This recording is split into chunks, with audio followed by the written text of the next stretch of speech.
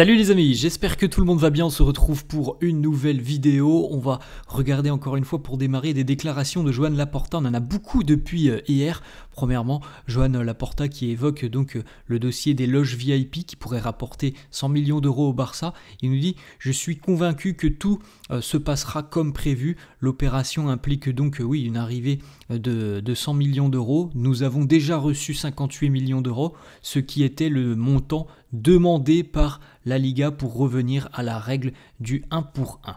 Ensuite, est-ce que les loges VIP seront aussi valides si le Barça continue à Montjuïc? Il nous dit oui, absolument. Même si on joue le Gamper au Johan Cruyff Stadium, il y aura des loges VIP. Donc visiblement, la problématique des loges VIP n'est pas impactée par la continuité à Montjuïc ou alors un retour évidemment du côté du Camp Nou.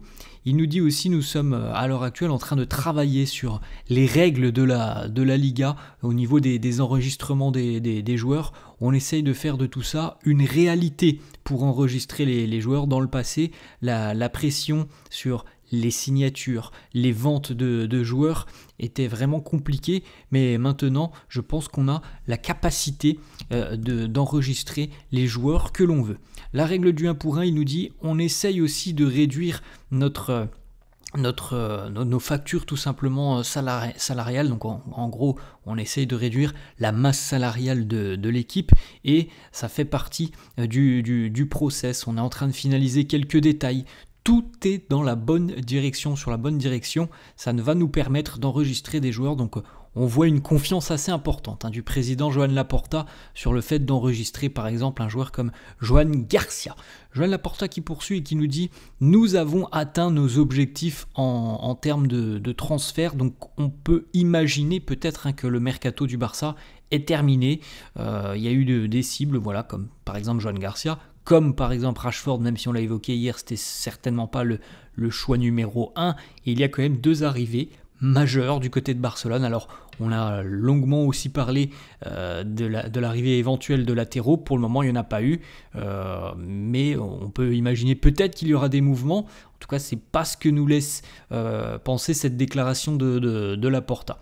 Il nous dit on a d'immenses espoirs aussi en Rooney Bardghji, parce que c'est un joueur très rapide et c'est un joueur que je pense les supporters vont apprécier regarder. Donc Rooney Bardghji, quand on entend les déclarations qui l'entourent, on peut se demander s'il ne fera pas un petit tour avec l'équipe première très prochainement, parce qu'on a l'air de miser beaucoup sur lui du côté de Barcelone. On imaginait peut-être une arrivée surtout pour l'équipe réserve, mais quand on entend beaucoup de déclarations autour de lui, on se dit qu'il y a peut-être quand même une possibilité que Bardghji vienne avec l'équipe première, peut-être dans un avenir plus ou moins proche. Joan Laporta qui nous dit aussi il y a encore beaucoup de trophées à gagner. Pour le moment, on doit continuer à rester sur notre philosophie qui est d'atteindre le cœur des supporters. Nous sommes ici pour servir le Barça, toujours penser à rendre le Barça meilleur, à rendre les supporters heureux. L'ouverture du nouveau Camp Nou, c'est mon objectif premier. J'espère que tous les travaux seront terminés d'ici à un an, donc été 2026. Et puis ensuite, on pourra inaugurer le stade avec aussi le toit qui sera installé un petit peu plus tard. Mais voilà, l'objectif fixé par le Barça, c'est encore un an pour un stade presque terminé. Il nous dit aussi, Joan Laporta, avoir parlé très récemment aux joueurs et être d'ailleurs très très fier de ce qu'ils ont fait la saison dernière. Mais ce qu'il veut aussi, c'est que voilà, la saison dernière ne soit au final qu'un tremplin vers cette nouvelle saison là qui arrive et avoir des objectifs évidemment très élevés sur cette nouvelle saison. La une de Mundo Deportivo, les joueurs veulent la Ligue des Champions. On veut évidemment revenir sur le devant de la scène européenne. On a fait une campagne magnifique l'année dernière en LDC pour le Barça. On a échoué aux portes de la finale dans un scénario assez dingue face à l'Inter Milan. Mais je pense que le Barça a montré l'année dernière sur l'intégralité de cette campagne de Ligue des Champions que les Blaugrana étaient de retour pour faire peur à l'Europe, chose que le Barça ne faisait plus déjà depuis quelques années. Cette campagne l'année dernière a montré que le Barça était véritablement sur la bonne voie. Joan Laporta, est-ce qu'il va de nouveau se représenter pour les élections présidentielles du club? Il nous dit honnêtement, pour le moment, je n'y ai pas encore pensé. À l'heure actuelle, je suis focalisé sur l'enregistrement des joueurs et évidemment sur les problèmes au niveau du stade. On fait tout notre possible pour essayer justement de résoudre tous ces obstacles et revenir le plus tôt possible au Camp Nou. Le départ d'un joueur comme Araújo, il nous dit aussi, on a essayé d'éviter des départs qui pourraient être douloureux. Je ne veux pas nommer de joueurs spécifiques, mais ils appartiennent tous au Barça et on est tous très heureux.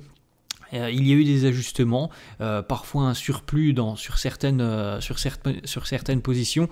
Ce qui m'intéresse, c'est que voilà, le coach et Deco ont été écoutés dans leur volonté.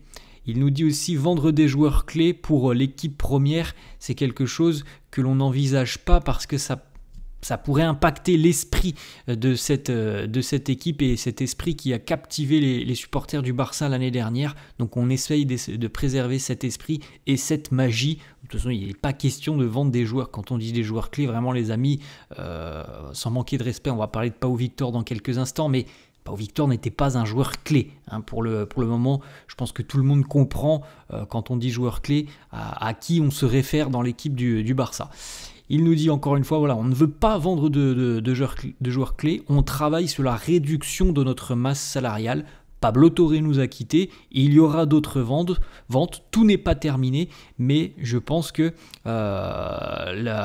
malgré que l'on ait reçu aussi des offres, il n'y aura pas de vente majeure, donc des gros joueurs, il ne devrait pas y avoir de départ. Et il répond donc là ouvertement à la question d'un journaliste, est-ce qu'il y aura de nouvelles arrivées? Il nous dit, en principe, non. Nous avons une bonne équipe avec un entraîneur qui a vu son équipe première être renforcée aussi par l'arrivée de jeunes joueurs de l'équipe réserve. Donc pour le moment, on ne s'attend pas à d'autres mouvements en ce qui concerne les arrivées. Voilà, déclaration importante de Joan Laporta qui réitère encore une fois, on veut gagner la Ligue des Champions. Le Barça, les amis, est arrivé du côté de l'Asie, précisément au Japon. Regardez la présence d'Hansi Flick, le président d'ailleurs.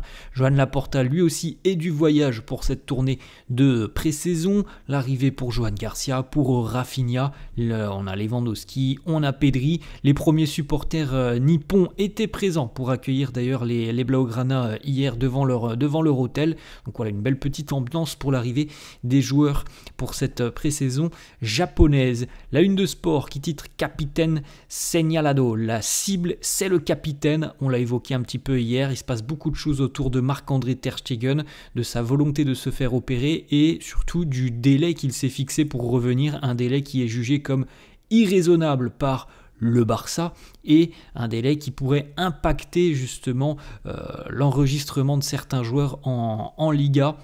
Donc voilà, du côté du Barça, on est très mécontent des annonces de Marc-André Ter Stegen.